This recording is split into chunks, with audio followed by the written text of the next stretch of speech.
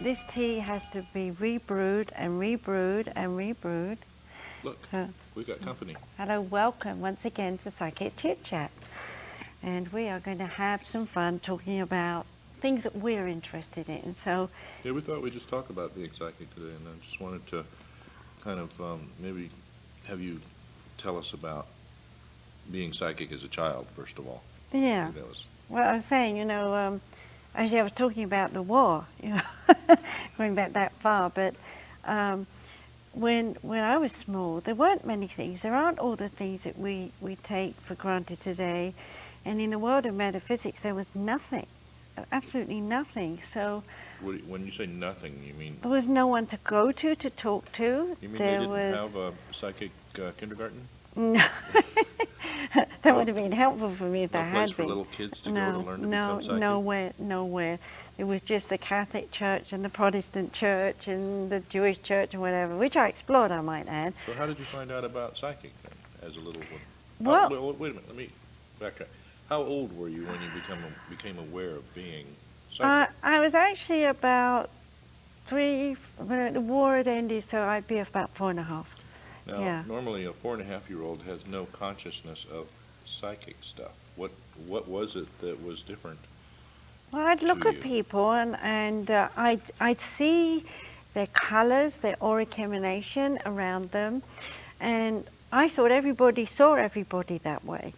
So Yeah. you were seeing auras. Yeah, when you were but I didn't know 4 it was years an old. aura. I thought What everybody did you would call see it.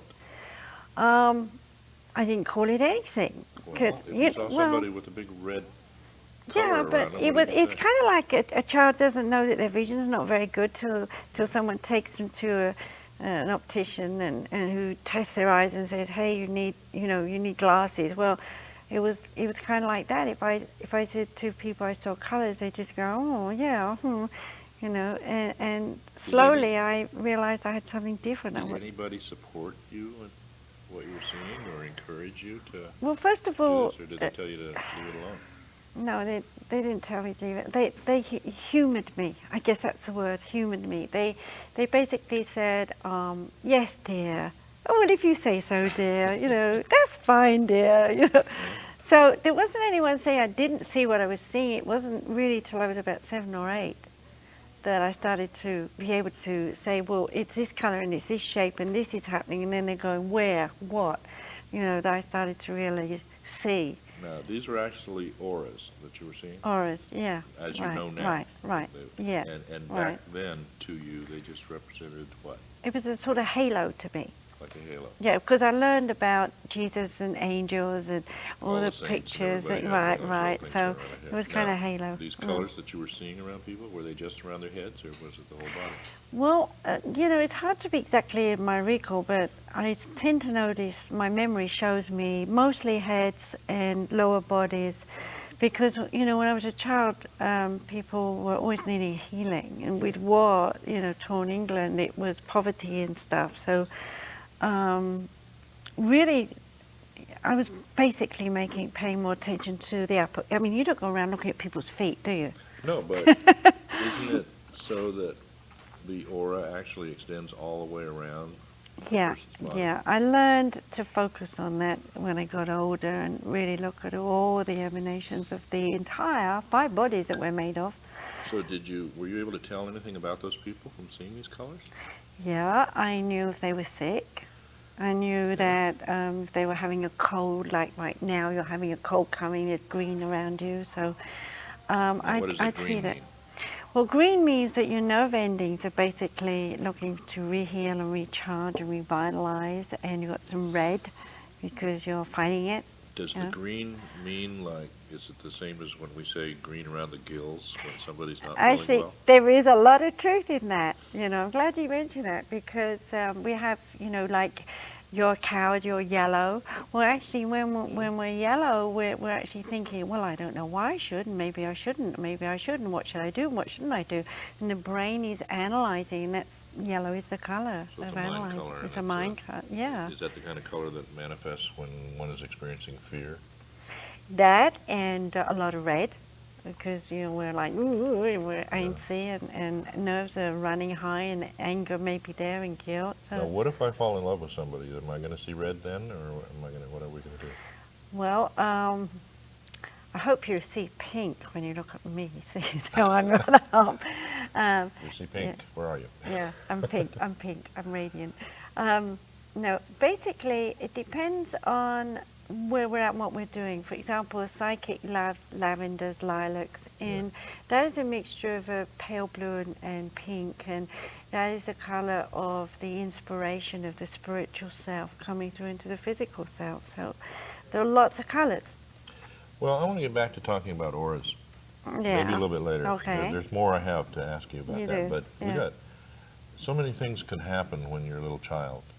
And one of the things that little children experience that adults don't seem to experience is spirit friends. Mm. Now, Yeah. as a child, Yeah, I had some. I've heard some stories about Yes, you heard some the friends of yours. stories, So right. tell us about some of those. Well, actually, when I was, I don't know, 2 maybe. It's hard to remember exactly, but I remember this little boy coming around, and he would just come in the room, as it seemed to me, and I'd play with him. And then one day he did something he'd never done before, which was he didn't walk in and out of the room. He just disappeared right in front of my face. And it's like magic. Where did he go? So at that point I ran to my mother and said, where did my friend go? And being the only child at the time, she said, what child? And when I described him, she just said, oh, he must have gone home. But later she told me, I mean years later, we're talking when I discussed it with her, she said that she knew I'd seen a spirit child because he used to appear at the foot of her bed. And it worried her that he would appear because she felt he should have been in heaven and resting and not coming back. We think he was probably a child that died during the Blitz. So your mother herself saw him? She saw him, yeah. Mm. So your mother was also a psychic? My mother was inspirationally psychic and never believed she was. She was always seeking other people's insight. Well, now, Yeah. does that mean that being psychic is an inherited type of thing? It's not inherited. Everybody is psychic. You're psychic. I'm psychic. The world is psychic. Psychic is your spirit. Your Okay. spirit.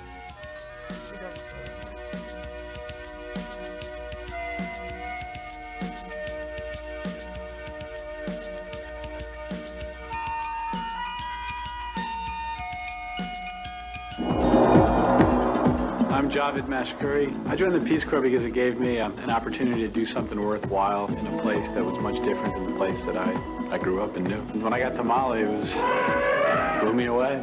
My job was to train local masons and well diggers to construct safe drinking water wells. Peace Corps showed me what happens when you don't have access to health care. We were providing clean water, which to everyone there is health. And we try to do the same thing here by just providing health care. Compassion, perspective, a sense of adventure. Each and every day, those 3 things help me get through the day and make me a better doc. It's given me more self-confidence in dealing with patients and other people, and also helps me through the most difficult times because I've already been through a lot of those. I'd recommend the Peace Corps to anyone that was thinking about any job. It'll help them excel and be better at whatever they do. I think in Peace Corps you learn the value of service. You're going to want to be in the position to give service back. Peace Corps volunteers, changing the world, changing America.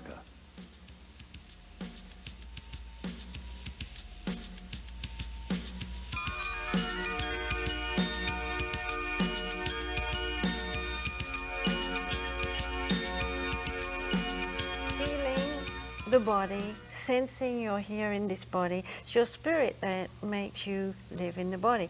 So the spirit has 5 senses, and that's what your psychic ability is. I see. Well, look, Yeah. our friends are back with us. Welcome back. Yeah, we're talking about psychic, and Margaret says that everybody is psychic. Right, Everybody's got this right, ability. right. So if everybody's psychic, is it a gift? No, I just said that. I But think, is- yeah, it's your spirit. Your spirit is inside your body. But is this something that is as every, a lot of people talk about psychics and they have this psychic gift. Okay, now is Well- that a special gift from Well, God? that Is- comes down from time, I think, and churches and beliefs and prophecy and all this stuff. So people tend to say, well, some people are chosen and they seem to have the insight, the wisdom, the spiritual connection with the spirit world, and others don't. Well, the bottom line is we've just been conditioned to not listen to our spirit when we're children. And I was fortunate that I didn't have anyone around me saying, Margaret, this is a load of rubbish. You know, your imagination is running wild. You cannot believe what you see. There's no such thing as a spirit. There's nothing in the room, you know, all that kind of stuff. I was fortunate in that people just said, humored me. So there was nothing really saying, no, you're not psychic. So I just ran with it. Well, now, are some psychics actually better than others? Yes. Yes. Okay. Yeah. Now, is this a matter of it's because they studied more, or is it because they have more natural ability as a psychic? Would you equate this That's an involved artistic big ability? question. Some people are better artists than other people? Yes and no. So it's natural ability. Anybody can be extremely psychic. What stops them from evolving, and I want to underline that word, is fear of not being able to handle it. Okay? Moving into the paranormal, which is what developing a psychic ability is, both exciting and exhilarating and inspirational, and it's also very fearful. A lot of people believe if they open up they're going to see a devil, you know, some witchcraft or voodoo thing is going to come after them and gobble them up. Because psychic Yeah. has a lot of negative Yeah, connotations to a lot of people, right, doesn't it? exactly. And you know, I got to admit that when I was a child, sometimes I would see a person walk into the room and behind them would be what I call a lot of earthbound spirits, because it was war and people were dying left, right and center with bomb explosions. So, you know, there was all these people behind training around following somebody into the room, and it was like, come in all of you. And I still see that happen today when people are negative and they come to me for therapy. You know, and I have to cleanse and uplift these spirits. So they drag these spirits along send with them them. to heaven. Now, are these spirits, what do you call them, earthbounds? Earthbound? Earthbounds. They're tied to the earth. Now, They're are still... earthbound spirits ghosts? No, ghosts are the emanation of the etheric body that runs like a tape, a loop that keeps running. Yeah. Right? For example, in England, there's a Battle of Hastings happened, and there's a field where you can actually go on a certain night when the moon is bright in a certain way, and people have stayed there and actually heard the sounds of the battle and the yells and the screams and so on. Now, you realize that would mean hundreds of men never passed on. Well, it's not true. They did. What's left is the emanation of the energy that's trapped in the vortex of energy. It's like playing a record, and it keeps running. Wow. Yeah. Well, then how is it that ghosts communicate with people? Those aren't ghosts, they're spirits. Spirits. Oh, wait a minute now. Okay. Yeah. All right, Spirits. folks, we're dealing with ghosts and spirits. Yeah, there's a difference. And there is a difference, okay. So Okay. Margaret is now going to graciously explain the difference between a ghost and a spirit. Well, I just explained that a ghost is the emanation of what we call the etheric body. So The it's an etheric emanation, it's not body, about energy. It's but leftovers. it's like if you had a traumatic shock, like you're driving the car and suddenly the car, Yeah. you know, breaks. Yeah. You generate a lot of energy, and that energy is trapped in the car. And even though you may never have that car again, someone else sitting in that car might feel your personality in that car at the time of fear. And Now, does it go wherever the car goes, or does it stay where the incident happened? well, it depends on how much energy is basically used by you at that time and how much is trapped in the vehicle. I don't really want to spend too much getting into that kind of thing because it's a big subject. Maybe we All can right, do well, another maybe we could program talk on about that that sometimes. In detail sometime. Yeah. But the bottom line is anyone out there that is listening, you know, I'm always interested to hear anybody's stories. So at the end of the show, there will be an address and a phone number. And if you feel like calling us and telling us your story, maybe we can use it on the show. Or maybe we can help you out with explaining why something happened to you. Because I know one of the things that most people go through after they see a visitation, as I like to call them, is they don't know why. And it does help to know why, to get the communication. Yeah. Now, a lot of these incidents, we report them, and they become a news event or something along that line. But until, I mean, or in order to make it really credible, it somehow has to satisfy some criteria by some scientist somewhere. Now, science says something must be measurable, and that you have to be able to repeat the event Right, or to prove the fact. details over and over again under laboratory conditions. And that doesn't seem to measure up for most psychic phenomena. No, it doesn't work, does it? No, you can't. No two situations are the same, just as no two people are the same. What causes one person to look at another and say, oh, I see your aura, versus someone else who's sitting there going, I can't see anything. It depends on your assimilation of who you are in the time and space of what's happening. And if you have a tremendous amount of fear about seeing something, you are more likely not to see. However, if you're in extreme fear and you're like in a war situation where you depend on your senses to save your life, you might well see something. So again, you see, it's a contradiction here. Well, how do you prove to science that what you see is valid? Well, you can't really. When I was about 30, I was doing an experiment with the London University on paranormal stuff, and one of the things they were doing a study on was the weight of the spirit. They were trying to actually measure the weight of the spirit. And they had transcendental meditations going on and people pumping themselves and trying to get out of body, all sorts of rubbishy stuff. And finally they asked me if I would come in and just meditate and come out of body, because it was known that I could do that.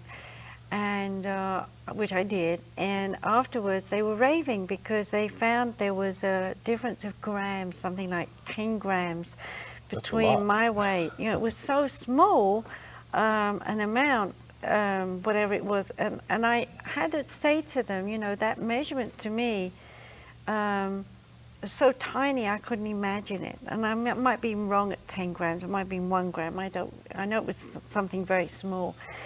And they were excited because I was the first person where they'd had a result. Well, even if you could measure it in milligrams, it would be significant, I'm sure. Yeah. Now, what exactly do you mean by an out-of-body experience?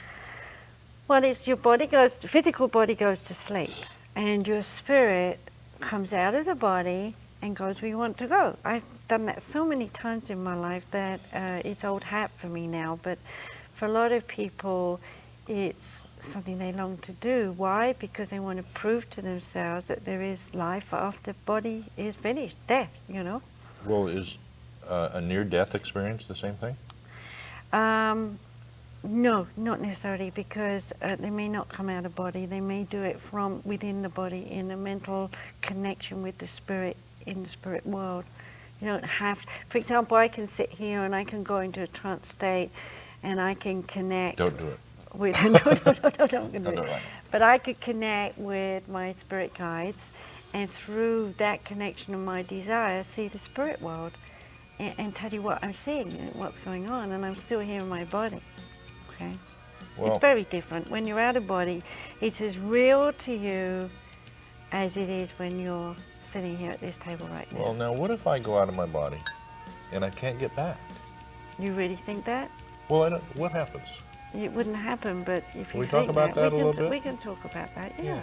All right, so...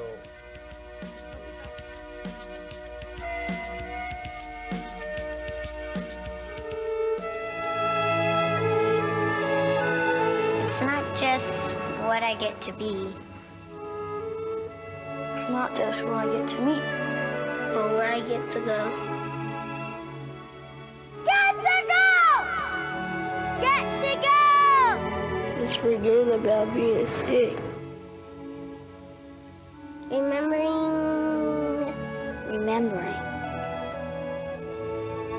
Remembering how to be a kid. How to laugh out loud. That anything is possible. Leaving worry on a doorstep. Feeling 10 feet tall. Making plans for the future. I am still making plans for the future. I'm still making plans for the future.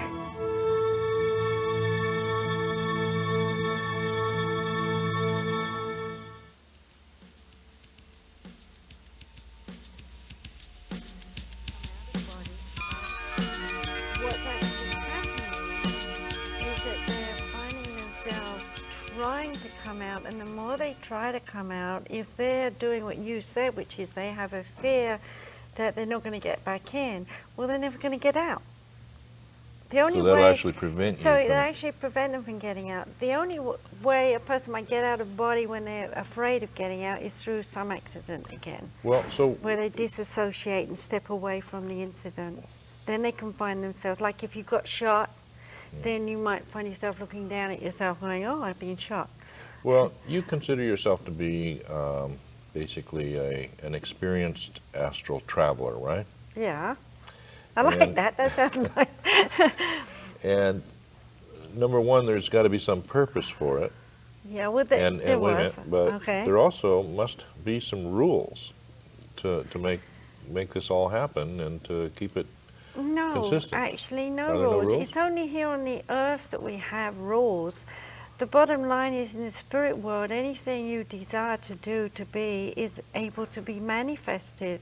But the earth, you know, everything is limited. I mean, if you want to go out the door, you've got to get up, walk over there, open the door and go through, you see. Whereas in the spirit world, the mind says, I want to be next door, and you are next door, because your body is made up of thousands of fragments of light which can dissipate and reassemble. Whereas this body is made up of solid cells, and cells can't separate, but each cell is full of light, and that radiates in your aura. unbelievable. Yeah. So How do we prepare for a psychic experience? well, if you're talking about going into a class and sitting in a meditation and in a circle, you're going to have a teacher who's going to give you some sense of what's going to happen. Then you feel more confident, and you allow yourself to move slowly into the idea. But it doesn't even necessarily follow that a person's going to develop. I had students in England that I had in development circles, and they would come week after week. They were diligent students, but they were logical. They were constantly thinking, what next, what next? What am I supposed to feel? What am I supposed to think? What am I supposed to do? And it blocked their heart. Well, Being psychic, you've got to listen to your heart, your feelings. do you feel that then when you're dealing with the feeling, then you have to overcome all the logic? Is that what you're saying? Yeah, I mean, if I said, for example, right now there's an angel here in this room, right beside you. Yes. Okay? Your logic's going to go, where? Let me see. I'm trying to see. What am I supposed to see? How am I supposed to see it? Am I in the right position? You know, all this stuff. And who knows? It might be right over your head. It might be behind you, in front of you.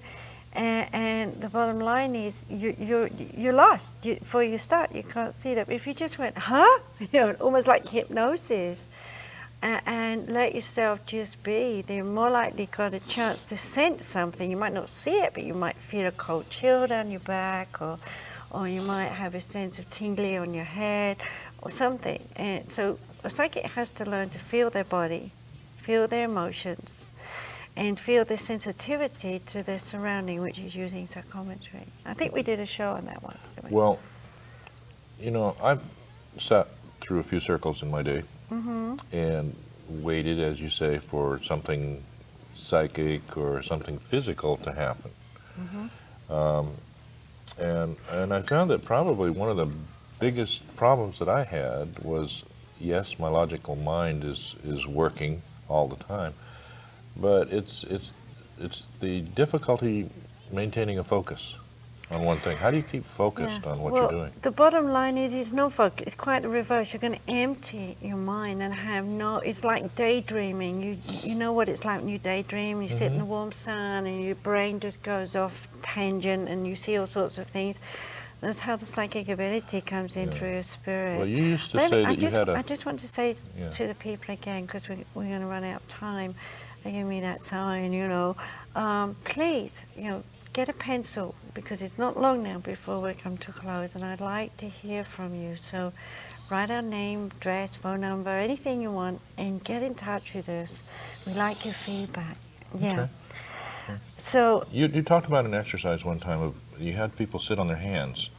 Now, and that helped them to, you know, just slow down the actual different distractions and focuses. Right, for example, How did that you work? sat there and you've moved your hand several times, and that is in itself a mental distraction. It's an ideomotor response to what you're thinking Yeah. and a learned habit and condition.